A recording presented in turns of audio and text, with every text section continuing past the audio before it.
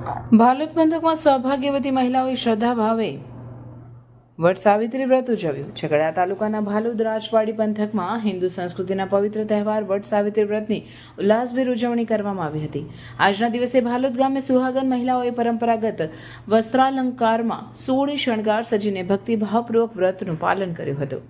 વટ સાવિત્રી વ્રત હિન્દુ સમાજમાં વિશેષ મહત્વ ધરાવતું પવિત્ર વ્રત ગણાય છે, જેમાં મહિલાઓ પોતાના પતિના દીર્ઘાયુષ્ય અને દાંપત્ય સુખ માટે ઉપવાસ રાખીને વડ વૃક્ષની પૂજા કરે છે.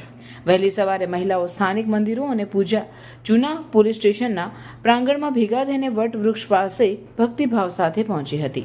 પૂજા સામગ્રી અને થાળીઓ સાથે હાજર મહિલાઓએ બ્રાહ્મણ દ્વારા સંભળાવવામાં આવેલી વટ સાવિત્રી કથાને શ્રદ્ધાભાવે સાંભળી વેદોક્ત મંત્રોચ્ચાર સાથે વિધિવત પૂજન કર્યું.